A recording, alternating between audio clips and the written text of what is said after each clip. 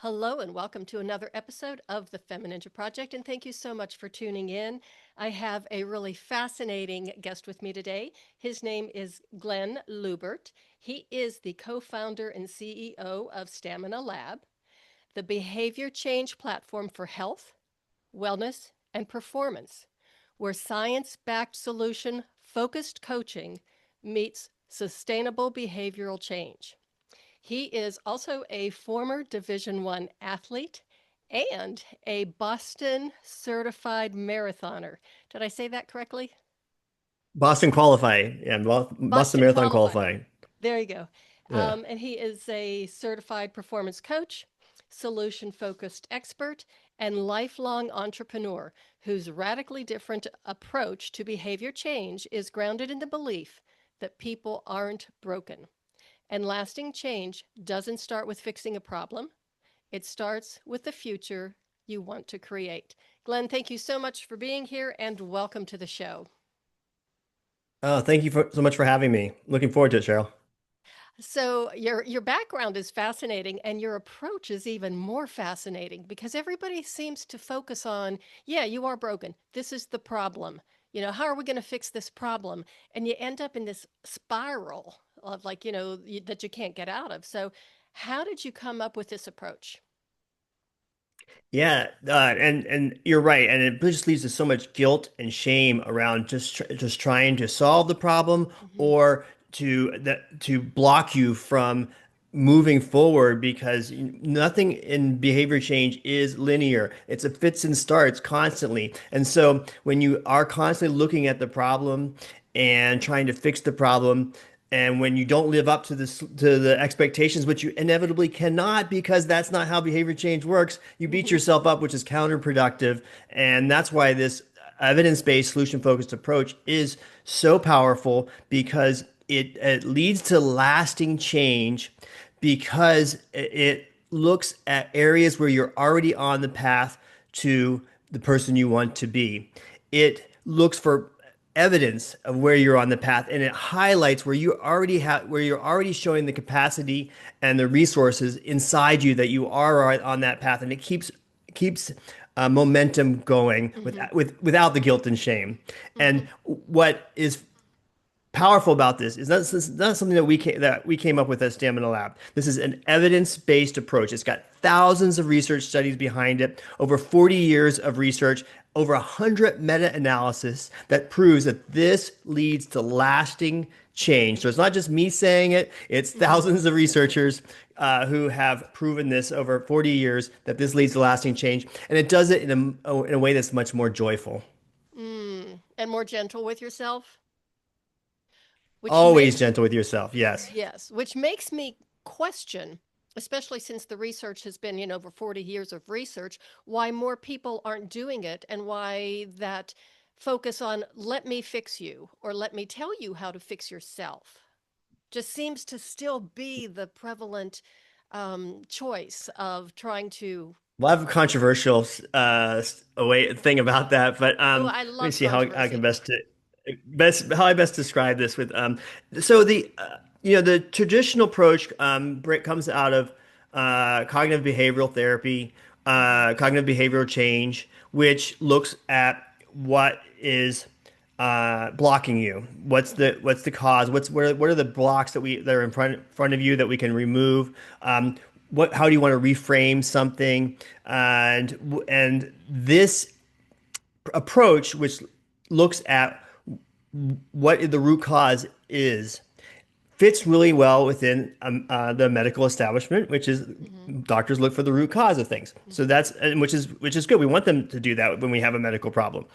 However, for behavior change, and that's why that approach fit really well within the framework of all of our the medical approach, and it works. Hmm. It works, but it takes more time to do it, Hmm. and it has a higher dropout rate, and it's less fun. It's less Hmm. joyful. So I'm not going to say anything wrong with that approach because it can work. However, if you want to do it faster, you want to have more joy in doing it. This solution focused approach is uh, is an alternative. And as we go through and I explain more about it, it says it feels like more it's counterintuitive to what we've been taught, but it'll feel so much more intuitive when I start to describe it in more detail. So that's kind of the bit of the controversial piece about it because it fit in with an existing framework, which obviously that makes sense. It fits in with an existing framework and it works, like I said. And so that's why it hasn't become as popularized. Everybody goes through the medical training system, and then therefore they learned this approach because it fits into that, and then that's what's been popularized. But what happened is that this approach comes out of solution-focused brief therapy, and we've been applying it to health coaching. Because what happened is that there was 40 years ago, there was a group, a practice that was working in family therapy. And what happened is you get families together that they're trying to work on, building better relationships, whatever they wanted to have. And they were stuck, whatever. So they said, okay, well, let's go back and figure out what's the blocking all these. Well, but you have family dynamics that so are complicated and intertwined that go back not only just in the moment you have, but generations of pieces that are behind that. So with one person, maybe you could unravel that over time, over a long period of time, you could unravel that. But with a family, it was so difficult. So what the originators of this approach thought about was, okay, what can we do because this is not working? And what they did was they looked at thousands of hours and listened to thousands of hours of sessions to look what actually was working. And they came up with a key question. And this key question was the paradigm shift. It took away the need to go back into that root cause and dredge up all the guilt and shame or the pain and all the things that you'd have to, which then only leads to more fighting and then counterproductive, and you don't get anywhere. You might feel good that you vented during this thing, but you're not moving forward. So it came up with this key question. And this key question, you ask the family, but you can ask yourself this key question, and it's so important. It is, what do you want instead? As a family, what do you want instead of whatever this state that you're in, these things? Well, if we can role play this out, the family would say, we want to get along a little bit. We want to get along better, okay, let's just say that. And then the next question is, well, what difference would that make for you? And that difference, we ask that question a bunch of times, and you can ask it to yourself. First, you have to know where you want to go, but then what difference you're going to make for you. And you ask yourself that multiple times. It gets really deep into intrinsic into you and what's important to you. What are your values? This is what leads to sustainable change, is because you're getting deep inside you individually, you specifically, or as the family dynamics into the family. Everyone gets to share what that would be, what that shared vision and dream would be like. And so once you did that, that created a shared sense of this future that you want to go. You can't have change unless you know where you want to go. There's a great metaphor we like to say is that you get, the cab pulls up to the curb and you get into the cab and the cab driver says, okay, where do you want to go? And it says, well, I don't want to go over there because we get frustrated when we do that piece. And I don't want to go over there because, every time we go to dinner, we get in fights, and I don't want to go over there because every time we do this is not working. And you just vent. These are all the things you don't want. And the cab driver looks back and like, all right, but I can't pull away from the curve until you tell me where you want to go. So you have to tell the cab driver is your brain, yourself, or in a group setting, they all communicate that, like, where do we want to go, and finding that shared dream and what difference that really makes the dream more. And we can talk more about how to do all that, but you have to give the direction to your brain of where you want to go. The brain does not know the word don't.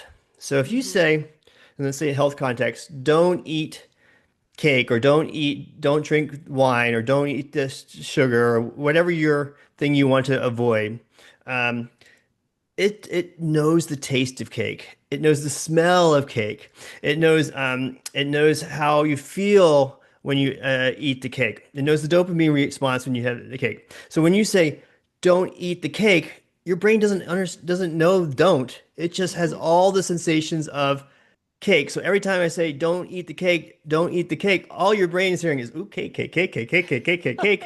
And so that's giving it the direction is to go to cake. So you're fighting against this willpower that's obviously going to run dry eventually. It'll work for a little bit, but if you keep saying don't eat the cake, you're just reinforcing every time all the great feelings of the cake. And so the question to ask yourself is what do you want instead of that cake? And what difference will it make? That is the best analogy I think I have ever heard about the cake and the brain, and that brings me back to the power of the brain and neuroplasticity, because basically what you're doing is you are creating new neural pathways. 100%. Yeah.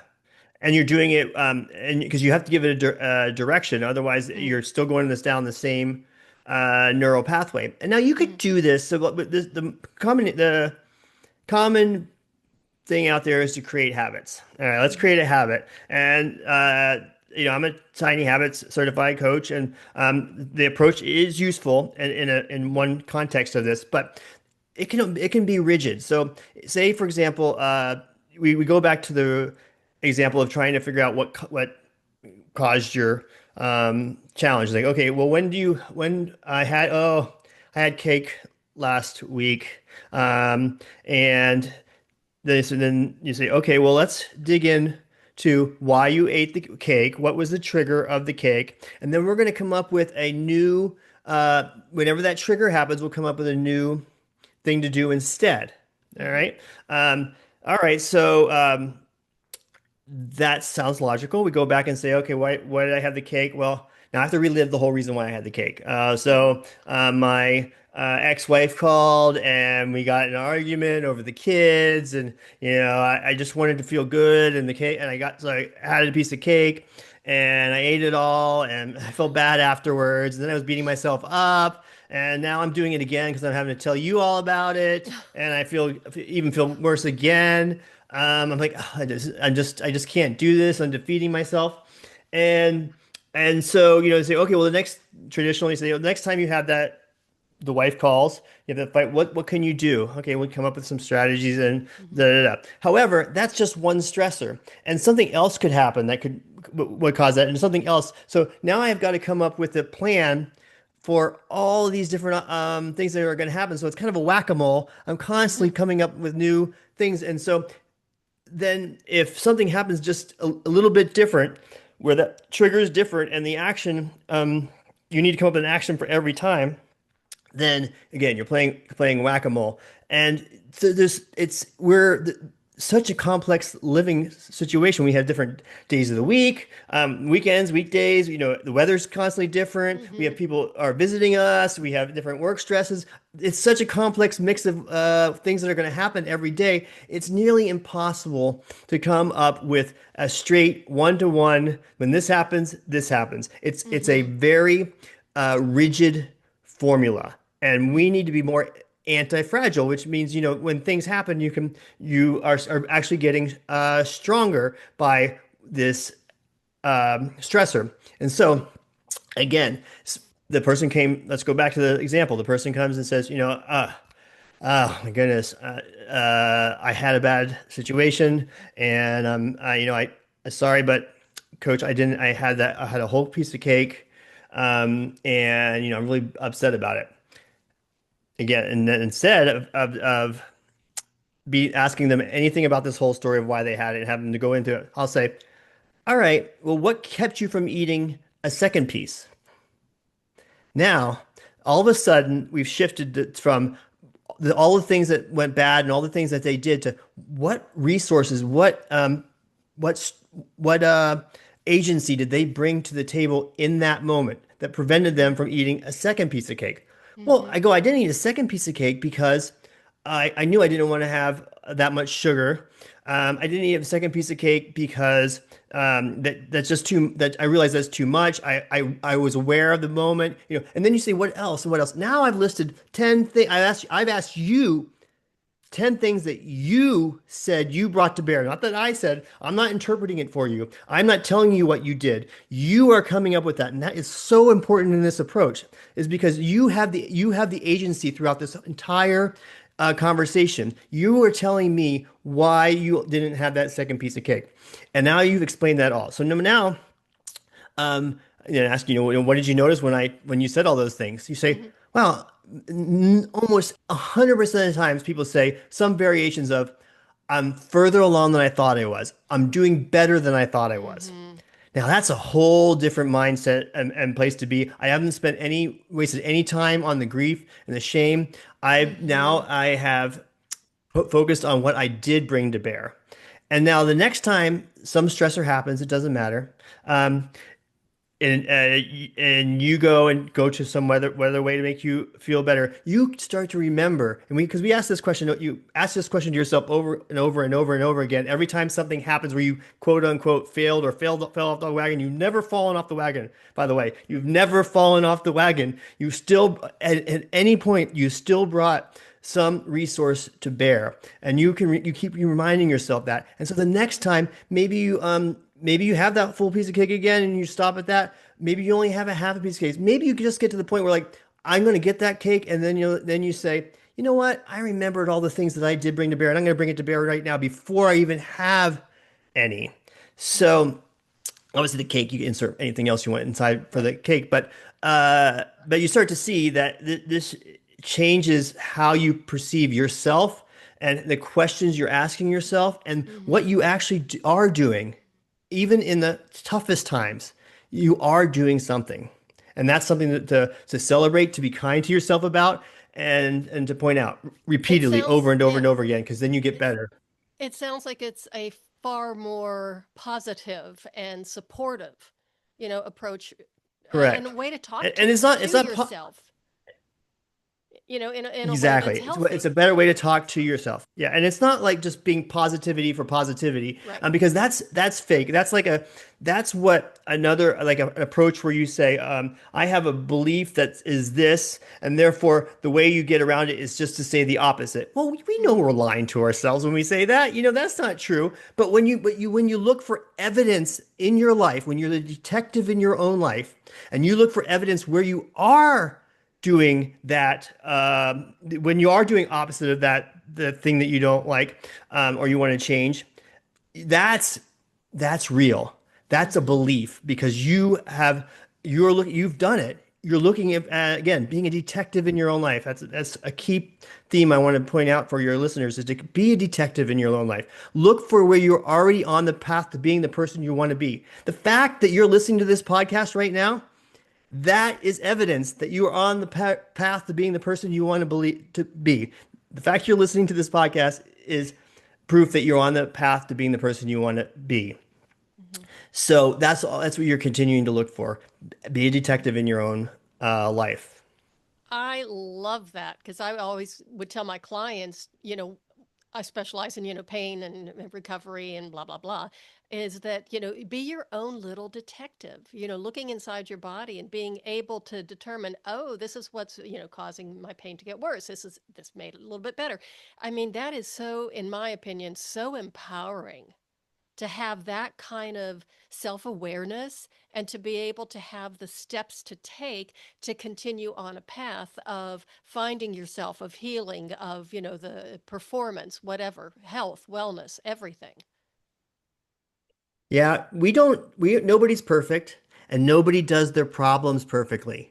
Hmm. Nobody does their problems perfectly. So there are times when, whatever problem you have, you are not doing it at all, or you're doing it even a little bit less. And Hmm. looking for those times, and seeing what you're doing and how you're doing it is for evidence that you can use to, in other times, maybe it's not a one-to-one comparison, but just show it's evidence that you can do it. You can Hmm. do it. You either do it less or not at all. So we work with a faith-based organization. I love this story, where they Hmm. were trying to reduce the amount of smoking in their congregation. And they're like, oh, we've tried everything. They're just so many smokers. We can't get them to stop, and we don't know what to do. They just can't stop. And then the question we asked was, well, do they smoke during the service? Well, of course they don't smoke during the service. That's during the service. Well, do they smoke on an airplane? No, they don't smoke on an airplane. Do they smoke in a movie theater? No, they don't smoke in a movie theater. Okay, so those are three pieces of evidence of where they have been able to do it, and how were they able to do it? What were they doing? They everyone's individual. This is what is amazing about this approach is that Mm-hmm. anyone who's a solution focused practitioner and that can and they can train with us on this too as well is that you are not the expert. The client or the patient, whoever, whatever way you frame it, they are the expert in their own lives. Mm-hmm. They come up with the solutions, and when you use this approach, when you ask these questions, you are the experts in the approach, but not their clients. People come up with the most creative things that you would never have been able to imagine because they're everyone's lives are so different that if I prescribe it for you, if I tell Cheryl, you need to do this, this, and this, well, our brains are very wily and creative, and they'll be like, you know what? That was Glenn telling me to do that, and that doesn't fit me. So therefore, I have an out, and I won't do it. But when you come up with it and you look for evidence in your own life of when you have done it, now there's no way out. You said, I've done it. Can do it in the past. I've done it. And I have said, I can do it in this situation. And that gives you much more, again, it brings back to agency. You could say some accountability for you, but it's more about agency that says, I can do this. I can do Mm-hmm. this.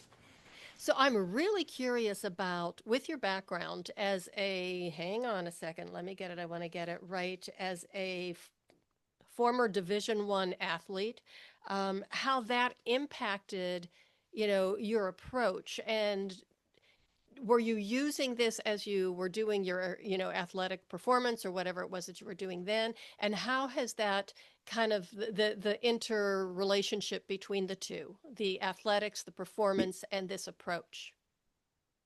Yeah, I think that's interesting.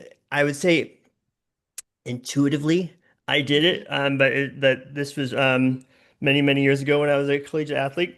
Mm-hmm. Um, and so intuitively I did it. I had some great coaches at the Mm-hmm. time who weren't necessarily applying this solution focused approach consistently or as in a method. Uh, Mm-hmm. they they were just more focused on uh, being able to say where you want to go and visualization. When in college, in high school even, I would go to running camp and I was counseling when I was in college, but when in high school, I was in a running camp and we would go for a week of running and we'd run 100 miles in the 1 week. Something crazy. We'd be running in the first thing in the morning. We'd go to breakfast. We'd run again. And then we'd run in the evening. So constantly running. Um, but we spent all afternoon and the majority was like, yeah, we were running, but it was a lot of running. But the majority of that time we spent on visualization. And Mm-hmm. that is one of the key pieces of solution focused. Our brain doesn't know the difference between the past, present, or the future. Mm-hmm. So when we visualize that future, when we say, where do we want that cab driver to take us?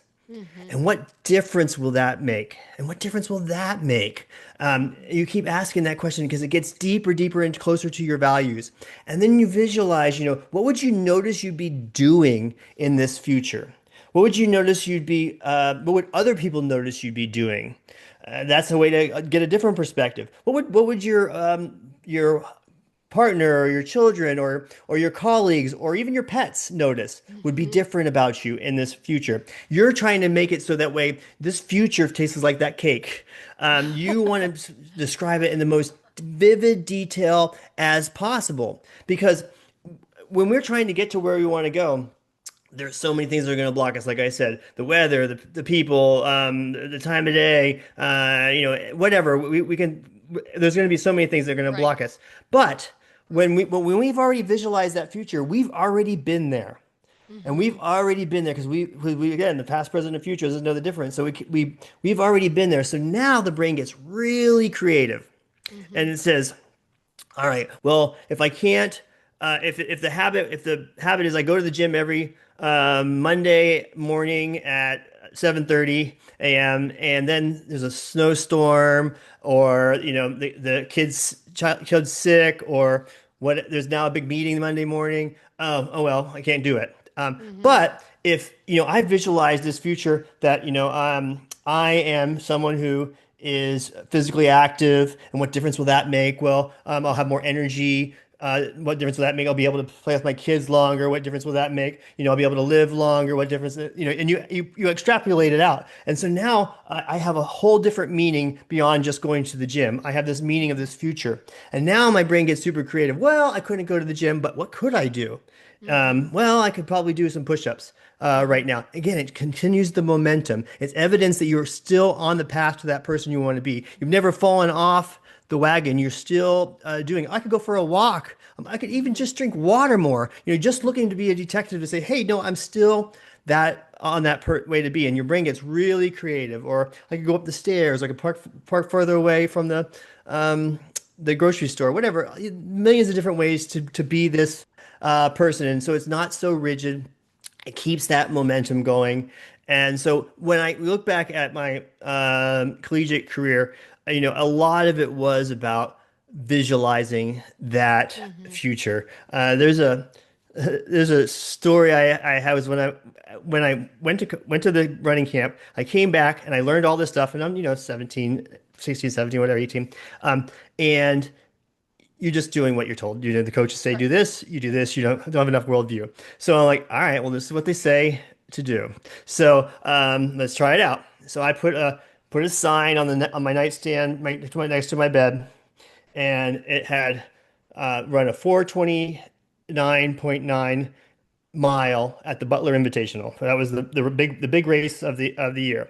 Um, and I saw it every night when I went to bed, so I could visualize that race. Every morning when I woke up, I saw that. And those times right before you go to bed and right when you wake up, those are liminal Mm-hmm. spaces where your subconscious, the neuroplastic part of your brain that you Right. mentioned before, is Right. very receptive, and you can actually program it. But you have enough cognitive prefrontal cortex to be able to direct it right before you go to bed and right when you wake up. So seeing that sign there every night, every day was helping me visualize that time I was going to run.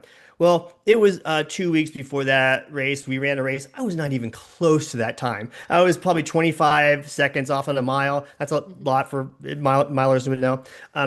And sure as hell enough, that race, I ran a 4:28.8, that race. Out of nowhere, was able to drop all that seconds off because my brain had already done that. Oh It had my already gosh. been there. And so that's how I look at that about visualization and the solution focused approach is to be able to do that visualization, to practice that visualizations. And that's what we do with this approach. We ask these kind of questions. And Mm-hmm. oftentimes people say, okay, what do you want instead?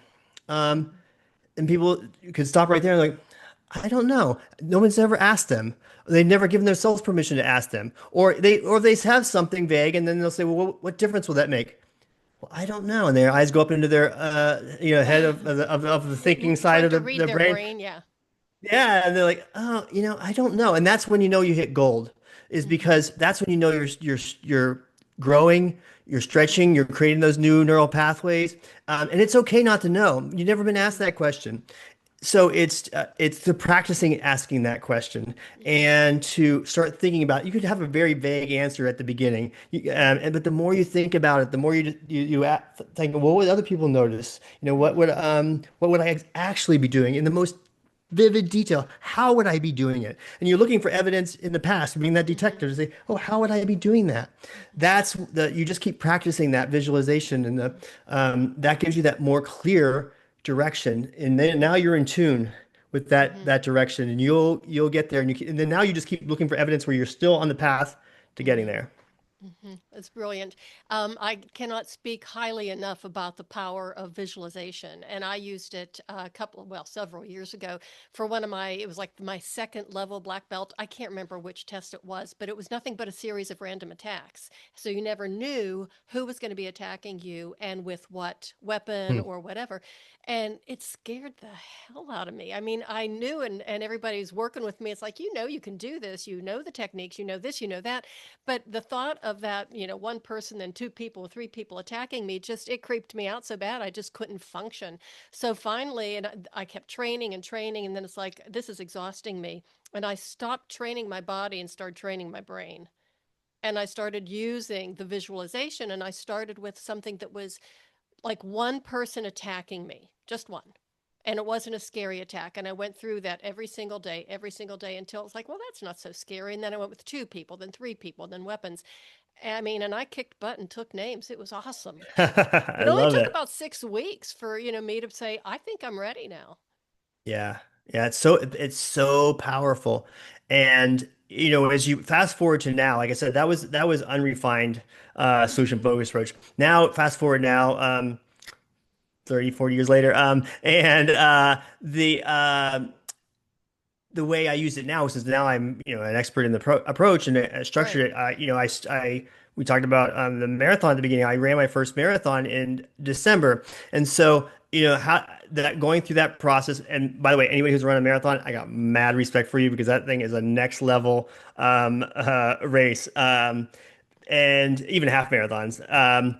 And so, or anybody that gets out and moves them, I don't it's even run to the store. so I mean, anybody who running gets out, is I respect, but specifically marathoners, I want to point out there because so how did I use the approach then? Well, again, a lot of it is it's mentally exhausting constantly the constant training, and so life is mentally going to be mentally exhausting for where hmm we want to go. And so again, it's continuing to look for where I am already, where I am doing things. Sometimes I'm just too exhausted to do the run. Okay, well, what could I do? I could do I hmm can do stretching, again, to just continue where I do have that momentum, um and allowing myself uh to say there's we have a thing called eight magic words hmm that I don't know if you were asking that one, but it's one of Oh my yeah, I favorite. wrote that one down because I want to hear the 8 magic words. So well, let me just do one of them right now. We'll Okay. talk about the eight magic words, but one of them is at least. And so it takes a fixed idea and allows you to crack the door open for possibilities. And we'll go over the eight magic words, but let's just talk about one right now. And so you can be like, oh, I didn't do this, or I didn't do that, or I hmm wasn't able to. And then I use this all through marathon training. Oh, I wasn't able to do as fast as I wanted to go, or as long as I wanted to go, or even do it anything at run it at all. Yeah. Then but you say at least I did whatever you did. At least I did that. And that just allows you to open up the idea of possibility that, like, okay, at least I'm on the path. And it's just a simple phrase, and we'll do all the other phrases in a second. But that one phrase, even when you go to bed and your mind is racing and you can't fall asleep, or you wake up in the middle of the night and you can't fall asleep, say, at least I'm getting rest. At least I did this. And oftentimes, though, that at least calms your nervous system down just enough to be like, oh, okay, and you can fall back asleep, and you can feel okay about yourself, and know that you are still. It just puts everything else for tomorrow. It hmm says, at least I did this. It gives yourself that grace, that hmm forgiveness that hmm you need to have for yourself. And so I use that through training. And then obviously, this being my first marathon, I wanted to qualify for Boston. I had visualized that all the way through. And so when it gets to those last few miles, which are torture, your body is broken down, it's no longer working. All you have is the mental piece of that vision you had in your head. And for me, that I made that vision so detailed and so clear, crossing Uh-huh. that line and doing that's what propelled me through those last 2 or 3 miles, is that visualization. But I have got to ask you, what in the world made you decide to, I think I'm going to do a marathon? Uh, What was the precipitating factor? I mean, what was the trigger that said, I think this would be fun, or I think this would be, you know, I would say, you know, the other thing that is really important in everything we do is to have friends and community. That's a key mm, part of behavior change, is to be able to put yourself in a situation where you're with people mm-hmm, that are on the same journey as you, or are mm-hmm, ahead of you, or on that journey, or you know, wherever that place you want to be. It makes it so much easier if you just put yourself around the people that are already doing it, or doing it better, or at least on that path. And so, when I moved to Austin, Texas, I joined a running group, mm-hmm, and I hadn't run competitively since college. I was maybe run a couple miles here and there for exercise. I was too busy just doing startups, like the Stamina Lab. And so, you know, I started running in that running group, and just more and more running, and like, all right, mm-hmm, we're going to do this race. We're going to do this race. mm-hmm. And I hadn't run a half marathon either. So I started ran one of those. And then like, well, you know, you're doing really great. You know, I mean, I'm 54 now, so they Baby. like, if you don't do it, you're in shape. And this is what I say: I feel the privilege of having being in good health right now.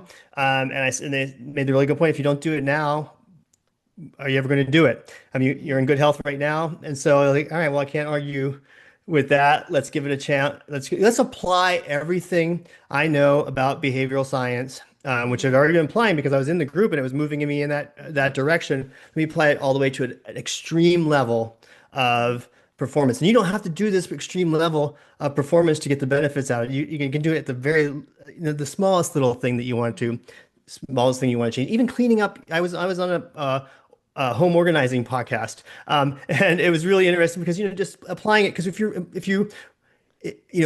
you want to pick up your some clutter, and you're like, well, what do you want instead of the clutter? What difference will that make? What difference? And it gets you back to this. It gets to the same thing, the things that you value and care about. mm-hmm, The clutter was just the entry point. mm-hmm, The doing the running was just the entry point. It's what difference will that make mm-hmm. for you in your life? And so, where do I want to go, and what difference will it make?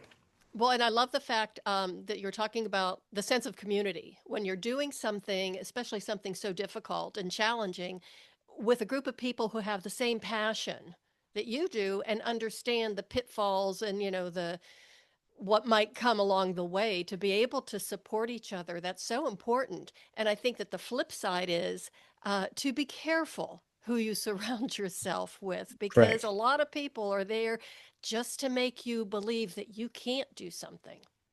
Yeah, I mean, what do you want instead? And Right. what does the environment look like? Does that to help you do that? You know, Hmm. when we visualize that, you know, what are we doing and how are we doing it? How are we doing it is our environment, and that includes the people, and places and things around us. Hmm. Absolutely. So I'm really curious how you train for the Boston Marathon.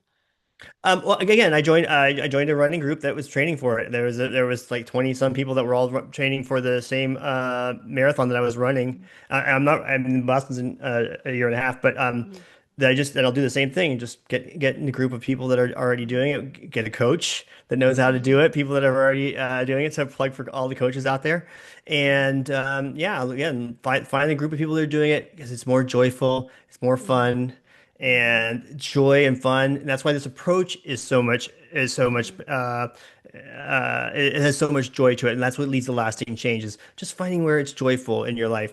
So doing it with other people, finding somebody who can guide you, and as a great coach, and using this approach where you give yourself grace. Don't beat yourself up. Look for Mhm. at least areas where you're doing at least this, Mhm. and knowing what difference is going to make for you. I have to tell you that there is, I have had this man on my show, I think maybe three times by now, who started running in his 60s. He was like mid 60s, Oh, 63, I love it. 64. I can't really remember. And it was because, health reasons, and seeing his dad, and he didn't want to follow in those footsteps. And it was the cake got him into a lot of trouble because he loved cake and he loved chocolate cake and ate a lot of it. But, he started and he said it was miserable. His knees hurt, but he, would get out and he ran, kind of ran. And it was like, well, at least he did that. And he built on that, since then he's done some amazing things. I follow him on Facebook, and he has done some of the most amazing things that, I'm sure he never thought would be possible. And I he's love that just story. such an And what you know, inspiration.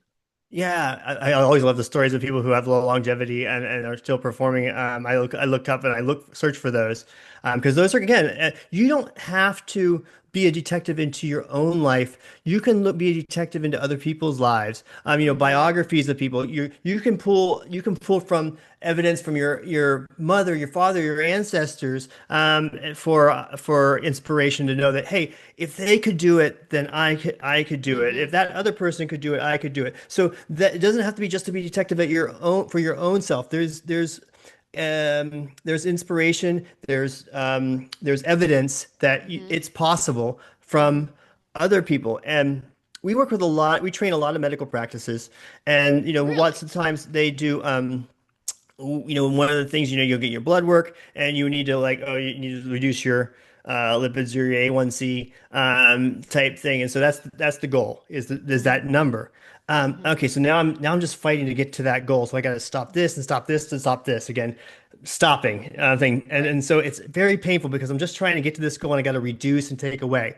But what I like about that story is if you identify what do you want instead, and um, what difference will that make? Well, I want to be healthier. Okay, now if you Hmm. just want to be healthier, there's infinite ways for you to be healthier. And so okay, then my goal is to run that marathon or climb whatever mountain you say. Hmm. When you set the goal to climb the mountain, whatever your mountain is, all the other problems will start to fall away because okay, now if I have to climb that mountain and my goal is to climb that mountain, okay, now I got to get up and I got to start walking every day and or Hmm. whatever the thing is. And okay, now I need fuel to fuel myself to do that. And now I need the energy, so I need to get good rest to do that. Hmm. Well, guess what? That A1C lipid number, that's going to solve itself.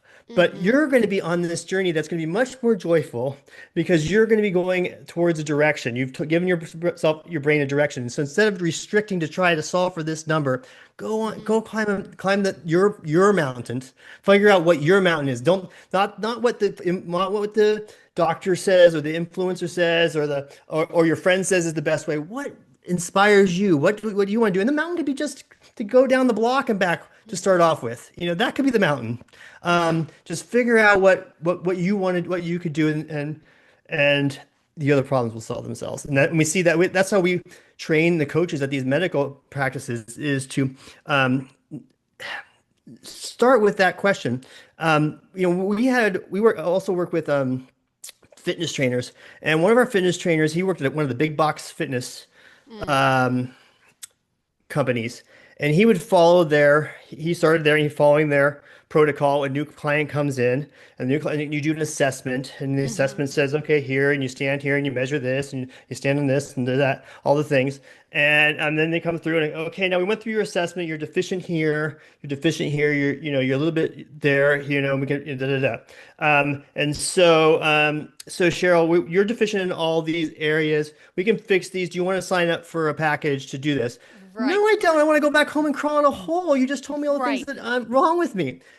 So he was going through our training and he was not closing any clients. He was going through our training and instead the prospective client came in and he says, "All right, what are your best hopes for training? What do you hope to get out of training?"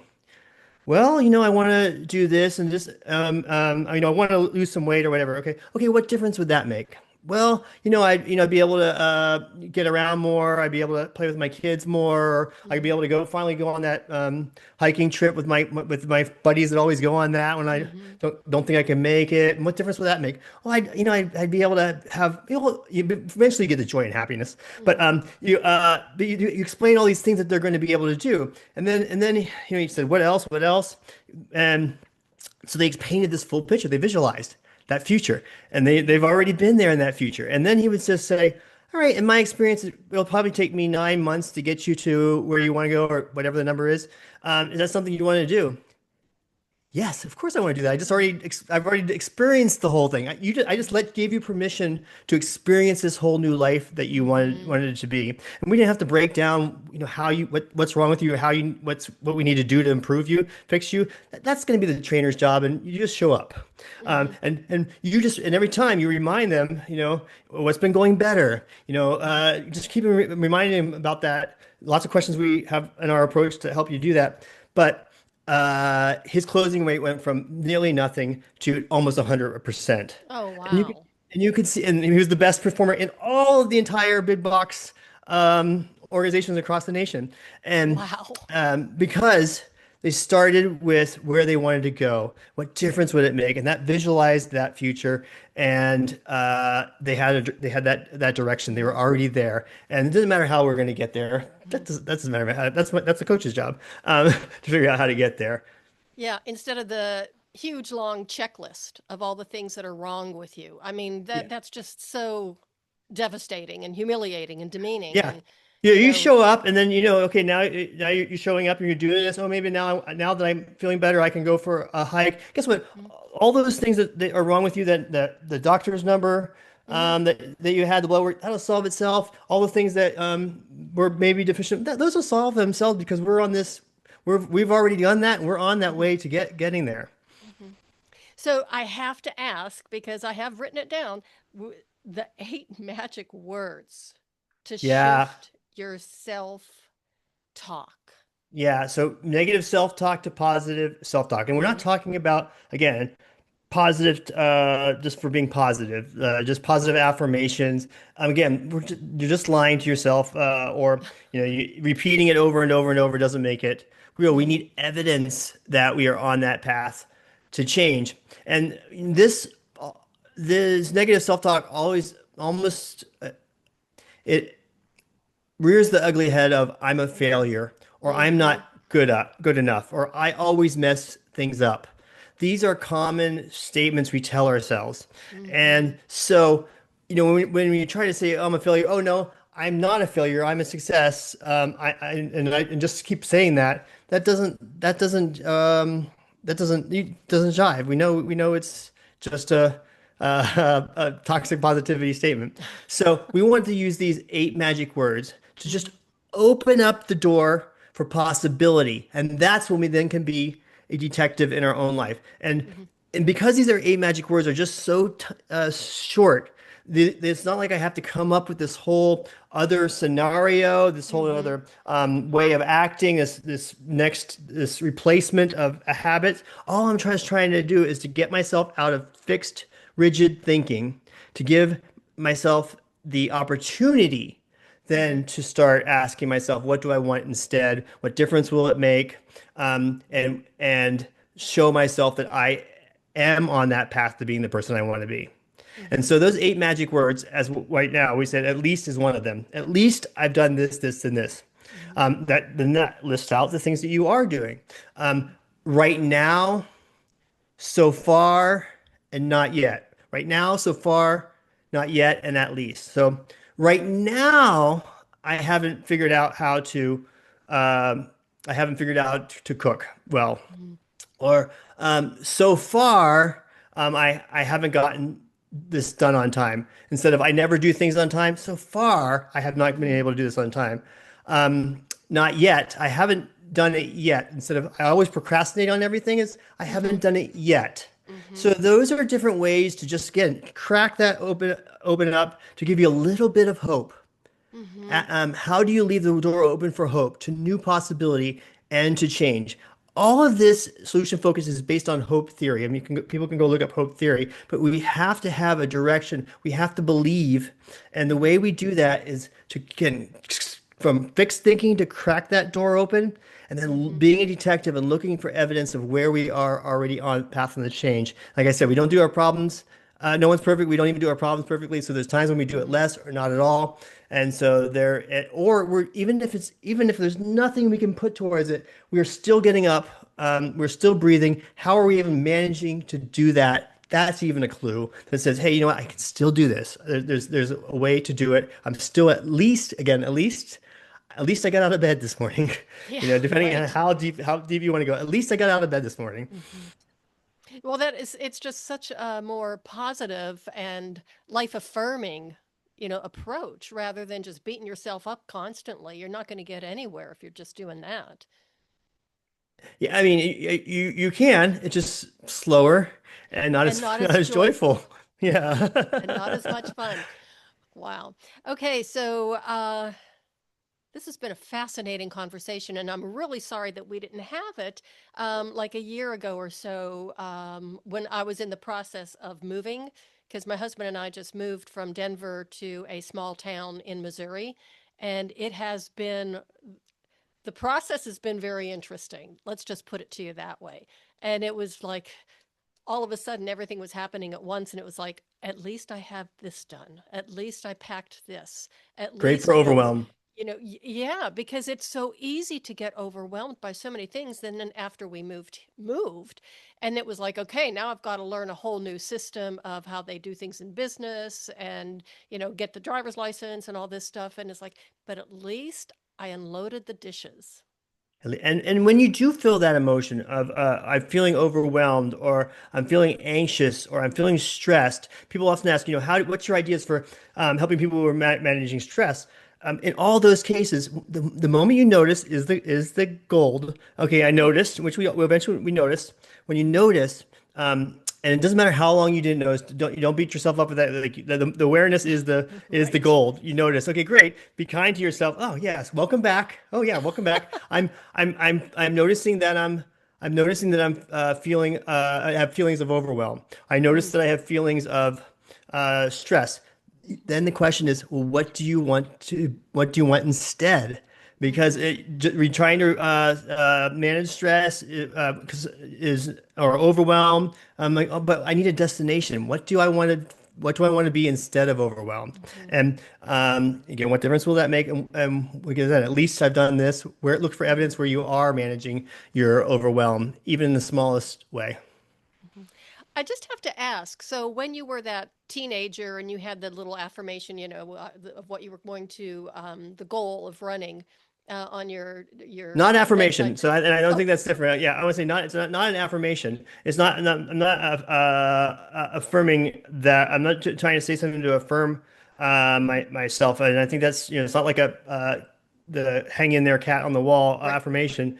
right. It is It's a tool to visualize. It's Hmm. a reminder to visualize that moment, how I would do that. So, because I really want to make the distinction between that because that the affirmations and the ability just to say the opposite of what Right. I want Okay. again Yeah. is separate. Yeah. Okay. So let's go back though. As you're that, teenager, if you could have looked into the future, or if somebody would have told you, hey, Glenn, in so many years, when you're grown up, I won't say your age again, this is what you're going to be doing for a living. And this is how you're going to be helping people. What would you have said?